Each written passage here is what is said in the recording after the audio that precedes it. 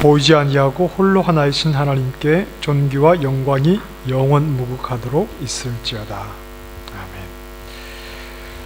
우리가 신앙생활하면서 어떤 말에 자극을 받게 되느냐 하면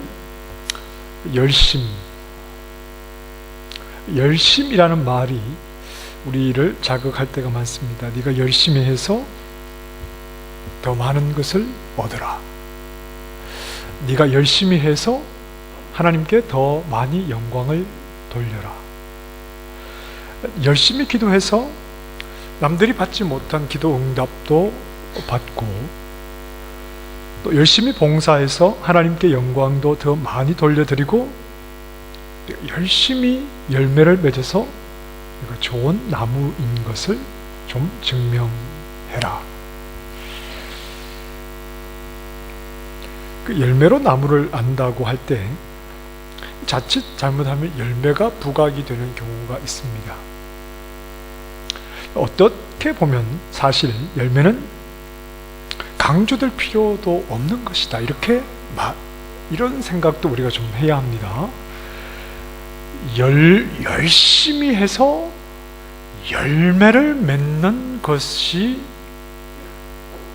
이것만을 생각하기보다 그 열매, 이걸 조금 우리가 좀 강조하지 않을 필요도 있다는 생각을 해야 합니다. 왜냐하면 나무가 올바르면 굳이 열매를 가지고 확인할 필요가 없기 때문입니다.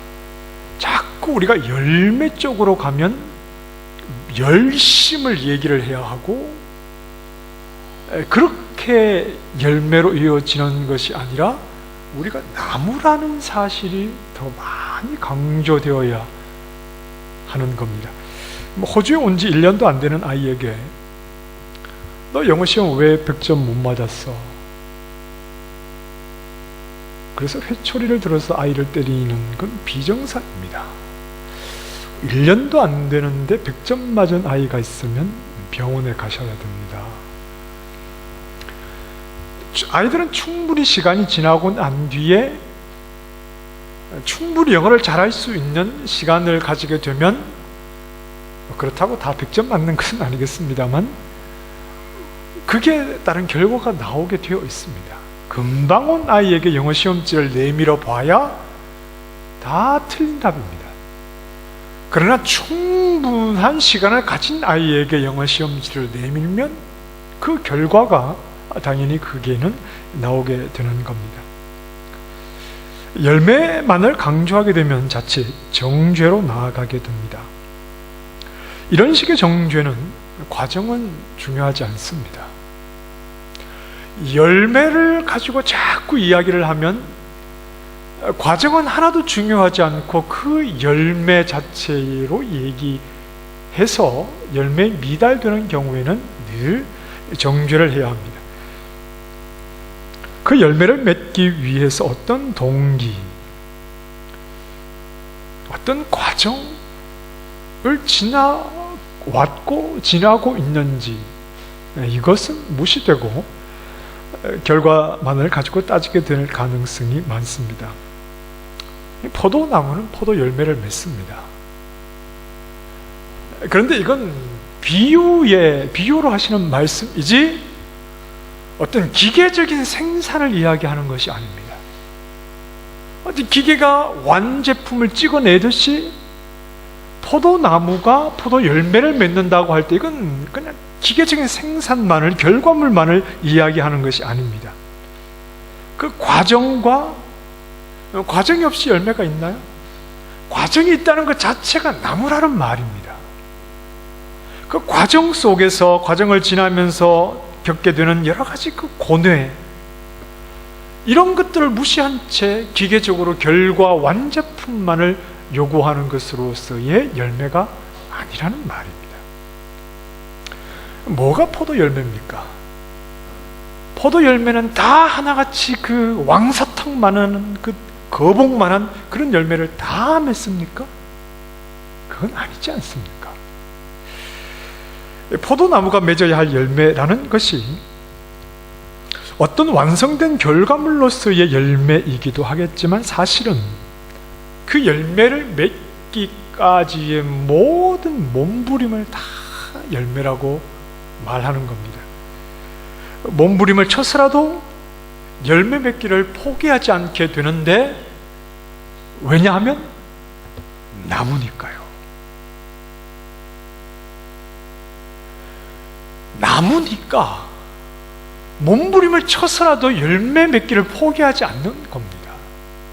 나무니까요. 이미 나무니까요. 열매를 가지고 완성된 어떤 결과물만을 가지고 이렇게 따지기보다 이미 나무니까 몸부림을 쳐서라도 계속해서 열매를 맺으려고 하는 쪽으로 갑니다. 자, 우리는 과연 누가 완벽한 열매를 자신할 수 있을까요? 네 이웃을 너의 몸처럼 사랑해라. 이 말씀에 누가 완벽한 열매를 맺고 계십니까?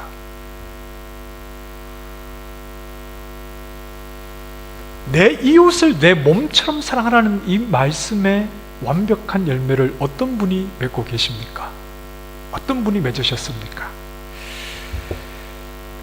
인간의 이기심이라고 하는 것은 인간이 사라지기 전에는 절대 없어지지 않습니다. 하나님은 제가 간혹 말씀드리지 않습니까? 존재적인 사랑이다. 네, 그분은 사랑이시잖아요. 그분은 존재적인 사랑이시죠. 그분이 계시는 한 그분은 사랑이십니다. 마찬가지로 우리는 존재적인 이기심을 가진 죄인입니다. 존재적 죄성을 가진 우리는 우리가 죽어 우리 존재가 사라져야만이 그 죄성이 사라지게 되는 겁니다.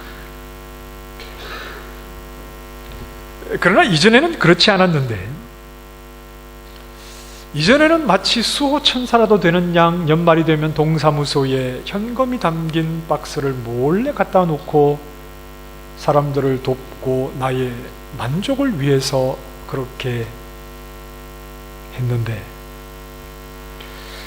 하나님을 만나고 그분이 사랑이신 것과 사랑으로 나에게 오신 것과 그 사랑의 교제 안으로 나를 초대하신 것을 알게 되었을 때, 이제 나는 사랑이신 그분과 교제를 나누면서 우리가 하나님을 사랑하는 것이 아니라 하나님이 우리를 사랑하셨잖아요. 사랑은 여기에 있으니 우리가 하나님을 사랑한 것이 아니라 그분이 사랑이시니까 그 사랑이 나에게 와서 내가 사랑이신 그분과 교제하게 되었으니까, 이전에는 뭔가 내가 생각하기에 착한 일을 한다고 남을 돕기도 했지만 이제는 그것이 아니라 사랑이신 그분이 나에게 오셔서 그분을 드러내고 그분의 사랑을 보이는 모습으로 우리는 살아가는 그러한 자들이 되었다는 겁니다. 여전히 우리에게는 이기심이라고 하는 죄성이 남아있어서 하나님의 사랑을 드러내는 데는 한계에 부딪힐 때가 종종 있습니다. 어느 정도 하나님의 사랑을 보이다가도 멈추고 또 다시 하다가도 이기심에 무너질 때도 있습니다. 조금씩 더 나아지고 있는 것 같긴 하지만 여전히 완벽하지는 못합니다. 그런데 넓게 보면 이 모든 과정이 열매인 겁니다. 내 이웃을 내 몸처럼 사랑해낸 결과물을 내놔보아라. 누가 완벽한 결과물을 내놓습니까? 그런데 우리는 이미 하나님의 사랑을 열매 맺고자 하는 몸부림 속에서 살아가고 있는 자들입니다. 때로는 그것이 찌그러질 때도 있고, 때로는 그것이 부족할 때도 있고, 왜 우리는 끊임없이 사랑이라는 열매를 향해서 나아갑니까? 존재가 바뀌었으니까요. 이미 나무니까요. 우리는 이미 나무이기 때문에 완성된 결과물만을 가지고 너를 따지겠다는 것이 아니라 반대로 가야지요.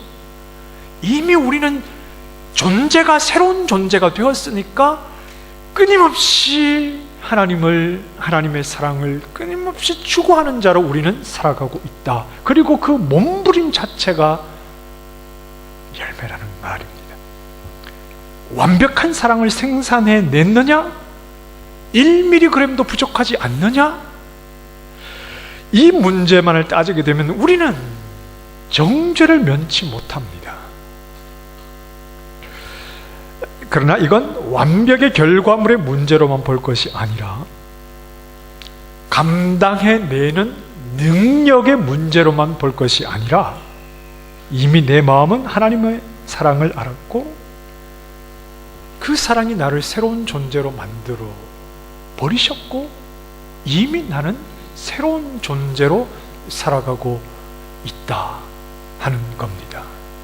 그러니 열매라고 하는 것은 네가 열심히 해서 무언가를 해보아라가 아니라 이미 내가 그분이 나에게 어떤 일을 하셔서 어떤 존재가 되었느냐 이것을 우리는 말해야 하는, 여기에다가 포커스를 둬야 되는 겁니다.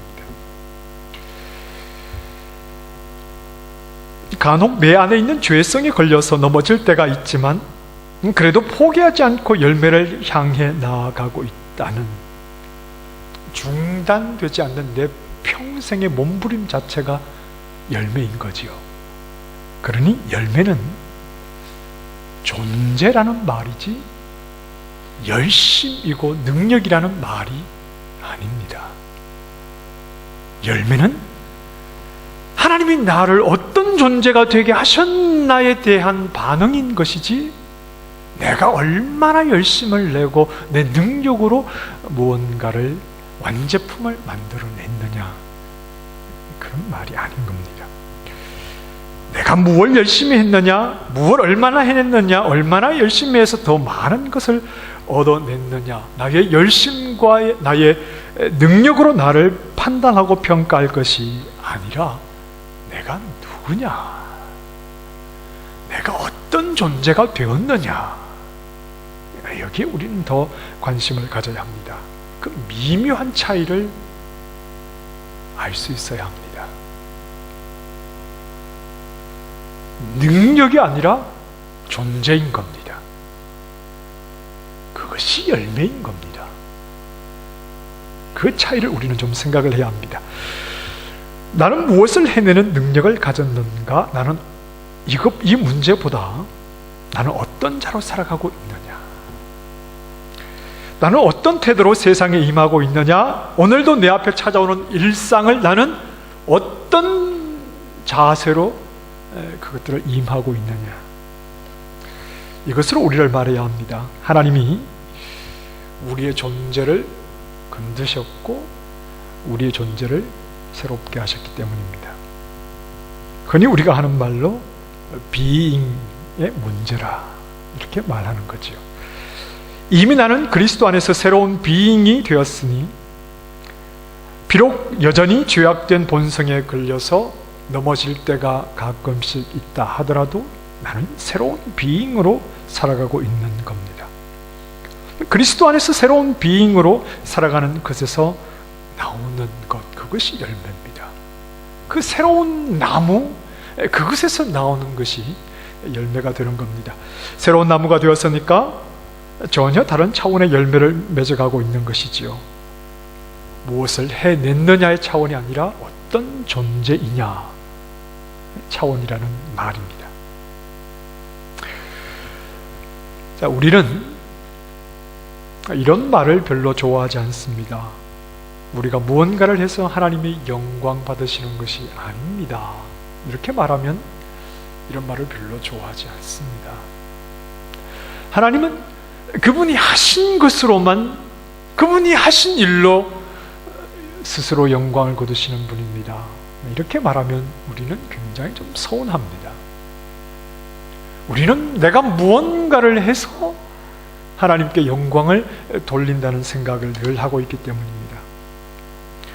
무언가를 해서 하나님의 영광을 더 채워드려야 하고 또 내가 뭔가 열심히 해서 하나님의 영광 받으심이 더 차고 넘치기를 바란다. 우리는 이런 생각을 가지고 있습니다. 하지만 하나님이 우리를 지으실 때 말입니다, 뭔가 부족해서 우리를 지으신 것이 아닙니다. 하나님이 사람을 지으실 때 하나님에게 뭔가 부족한 것이 있어서 그것을 더 채우고 사람으로부터 무언가를 더 도움을 받으려고 우리를 지으신 것이 아닙니다. 우리가 하나님께 보탬이 되거나 덕을 보시려고 지으신 것이 아닙니다.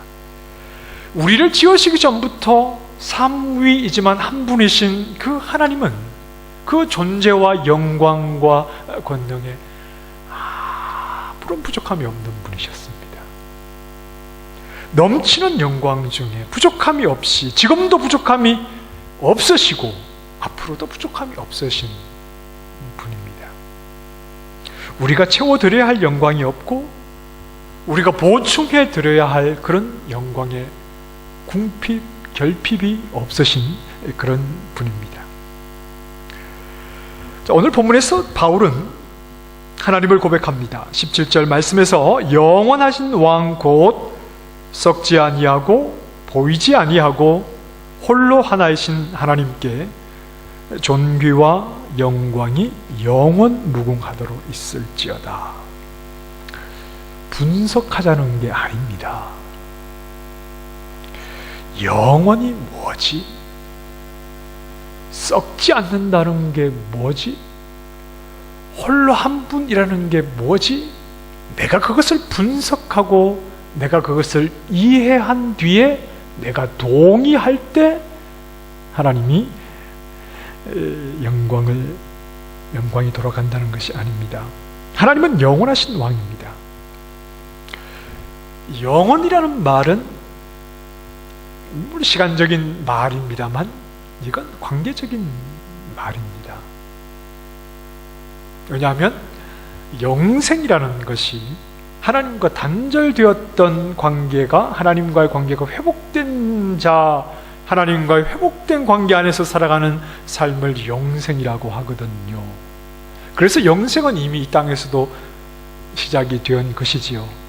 그런데 하나님은 영원하신 왕이라고 할 때 영원을 시간이라는 문제로 지극히 축소해서 한번 생각을 해보자면, 영원에 거하신 하나님은 시간적인 한계 속에 놓여있는 인생의 동의를 구하실 필요가 없는 분입니다. 그것 자체가 말이 되지 않는 겁니다. 영원하신 왕이 시간의 한계 속에 있는 인간의 동의를 구하신다는 것 자체가 이미 이건 말이 되지도 않는 소리입니다. 우리에게 필요한 것은 나도 인정하겠다는 동의가 아니라 내가 어떻게 영원하신 왕을 고백하게 되었는가 하는 문제입니다. 시간의 한계 속에 갇혀있는 내가 어떻게 영원하신 왕을 선언하고 그분을 고백하게 되었는가. 시간적인 한계에 갇혀있는 인생은 스스로 영원을 올려다보지 못합니다. 우리가 전도할 때 예수님 믿으십시오, 영원한 삶이 있습니다, 그러면 인상을 팍 쓰면서 당신이 뭘 알아? 당신이 가봤어? 이게 죄 속에 그리고 시간 속에 갇혀있는 인생의 한계입니다. 그런데 바울은 어떻게 영원하신 왕을 고백하게 된 겁니까? 바울뿐 아니라 교회는 어떻게 영원하신 왕을 고백하게 된 겁니까? 우리는 다 썩어 없어지는 자들입니다. 그런데 우리는 어떻게 썩지 아니하시는 하나님을 고백하게 되었지요? 눈에 보이는 것만을 따르는 우리가 어떻게 보이지 않는 하나님을 고백하게 되었습니까?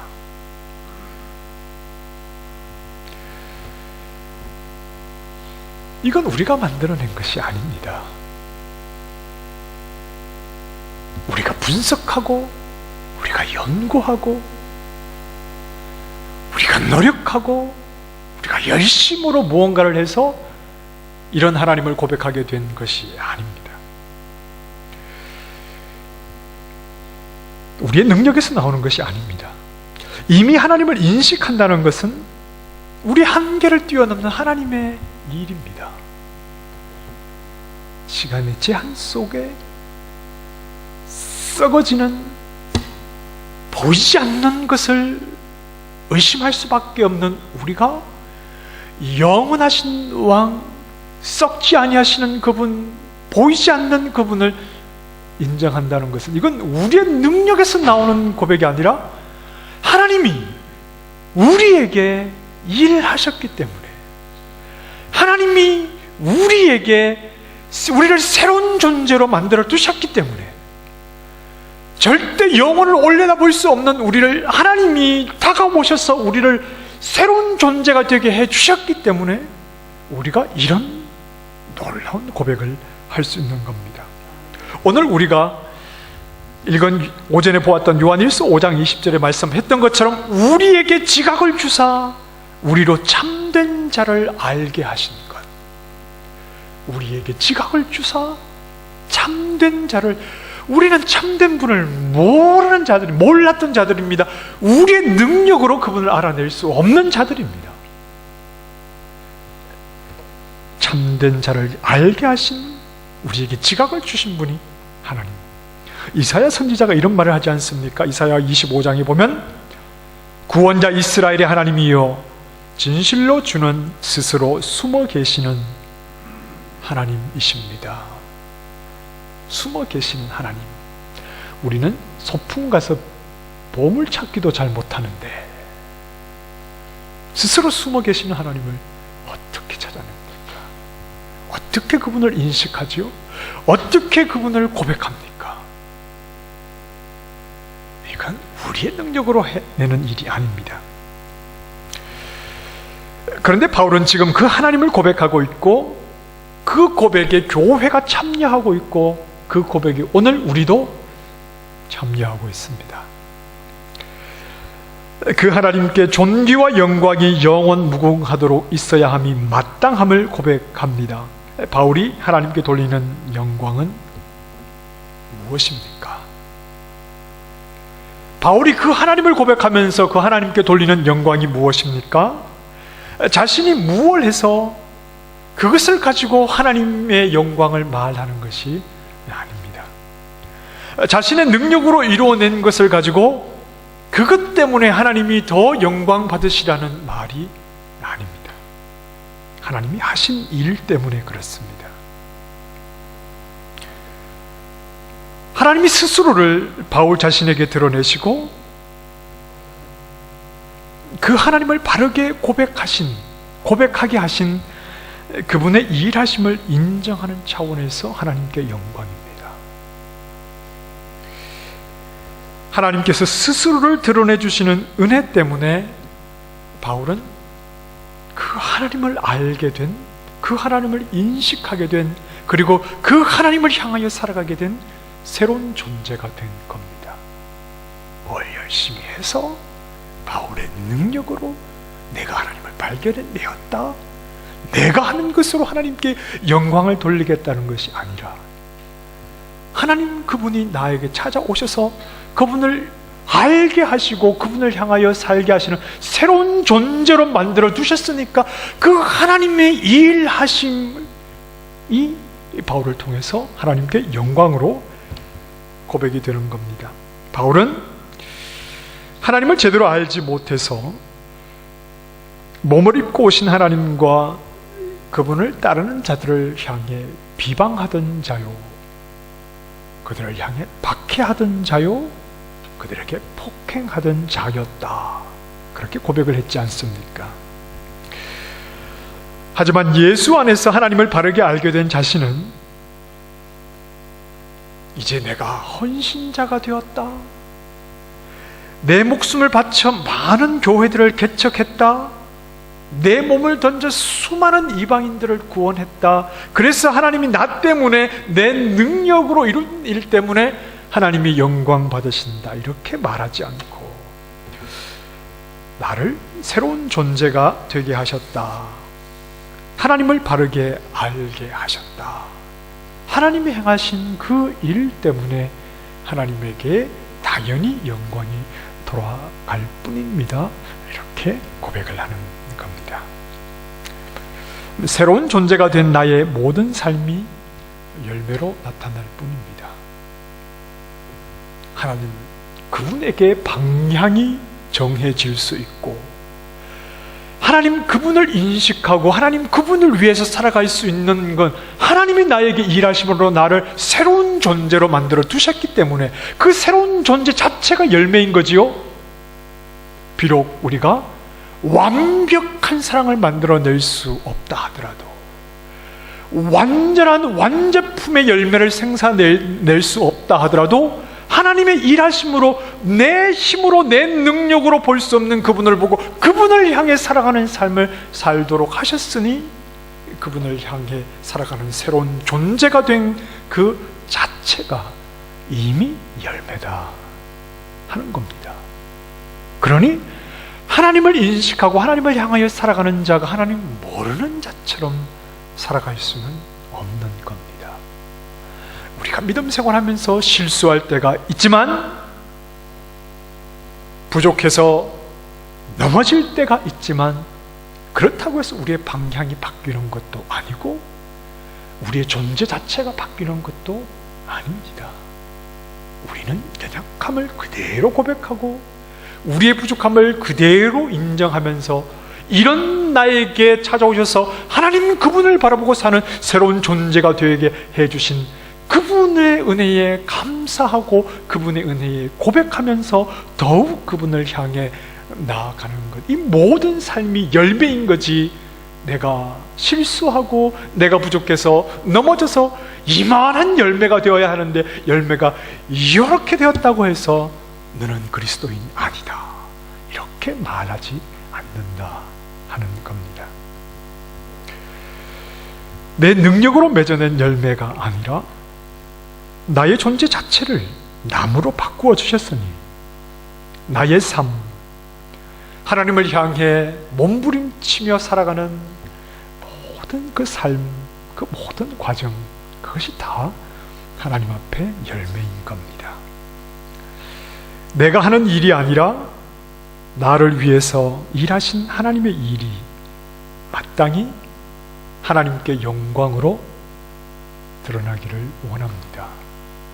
내 열심으로, 내 힘으로 무언가를 맺어내었다, 그래서 하나님께 그것이 영광이다, 이렇게만 말하려고 하지 말고, 비록 완제품이 아니고 비록 보기에 부실하고 연약해도 하나님 그분을 향해 살아가는 존재가 되게 해주셨다, 그래서 그렇게 살아가고 있는 하나님의 일하심으로 바꾸어진 나 자체를 하나님 앞에 나의 모든 삶이 열매라는 것을 우리는 좀 생각할 수 있어야 합니다. 일평생 나에게 일하신 하나님의 흔적이 하나님이 받으실 만한 열매로 드려지는 우리의 삶이 되게 하실 줄 믿습니다. 우리의 존재는 그분이 바꾸신 것이요, 그분 앞에서 살아가는 우리의 모든 삶이 다 하나님이 이루신 일로 인하여서 나타나는 열매인 줄 알아. 일평생 새롭게 변화된 우리의 존재가 하나님 앞에 열매로 드러나며, 그리고 우리의 삶을 통해서 하나님 이루신 일이 하나님을 영화롭게 하는 그러한 모습으로 우리의 삶이 드려지는 그런 하나님의 백성 되기를 소망합니다. 기도하겠습니다. 하나님께 영광은 하나님이 이루신 일에서 나오는 것입니다. 우리를 새로운 존재가 되게 하여 주셨으니, 그래서 하나님을 바라보고 살아가게 하셨으니, 우리의 모든 삶을 통해서 우리가 연약할수록 더욱 하나님의 일하심이 크게 드러나며, 하나님 이루신 일로 인해서 하나님을 바라보며 나아가는 우리의 모든 삶의 열매를 통해서 하나님이 영광 거두어 주시고, 하나님이 이루신 일로 마땅히 영광을 거두어 주시옵소서. 예수님 이름으로 기도합니다. 아멘.